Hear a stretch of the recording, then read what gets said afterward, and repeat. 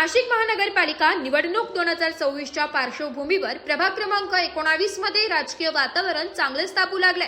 शिवसेनेच्या वतीने आज प्रभाग क्रमांक 19 मध्ये भव्य प्रचार दौऱ्याचे आयोजन करण्यात आले होते।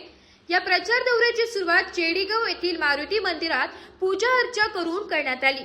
त्यानंतर जकात नाका, घोडेवस्ती, पळसकर चाळ, श्रमिक नगर आणि चेडीगाव मळे परिसरात जोरदार प्रचार रॅली काढण्यात आली।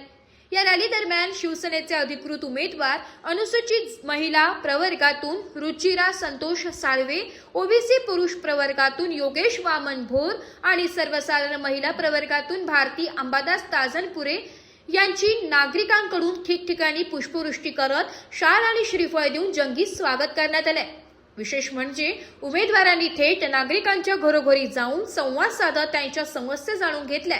पाणी, रस्ते, स्वच्छता, आरोग्य अशा मूलभूत प्रश्नांवर नागरिकांनी आपली मते व्यक्त केली आहे। महिलांनी उमेदवारांचं औक्षण केलंय तर नागरिकांनी उत्स्फूर्त प्रतिसाद देत शिवसेनेला पाठिंबा दर्शविलाय। प्रचार रॅली दरम्यान संपूर्ण परिसर शिवसेनेच्या घोषणांनी दुमदुम गेला।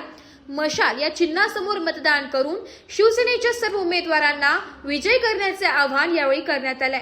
एकूणच प्रभाग क्रमांक 19 मध्ये शिवसेनेच्या प्रचाराला मोठा प्रतिसाद मिळत असून आगामी निवडणुकीत शिवसेना मजबूत स्थितीत असल्याचं चित्र स्पष्ट होत आहे।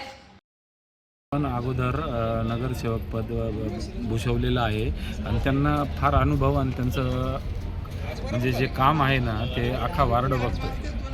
त्यानंतर संतोष साळवे त्यांनी पण नगरसेवक पद भूषवलेलं आहे आणि त्यांनी पण खूप कामं केले आमच्या प्रभागामध्ये, आमच्या वार्डामध्ये पण। ज्यावेळेस वार्ड होता ना त्यावेळेस त्यांनी पण खूप कामं केली। पण आता ह्या वेळेस कसं झालं आहे, नवीन चेहऱ्यांना संधी दिली आहे। संतोष भाऊ आहे ना साळवे, त्यांची मुलगी आहे रुचिरा साळवे आणि आमचा योगेश वामनराव भोर, हे दोन उमेदवार समजा नवीन चेहरे म्हणून देण्यात आलेले आहे आणि एकदम सुसंस्कृत आणि शिकलेले असे दोन चेहरे आहे।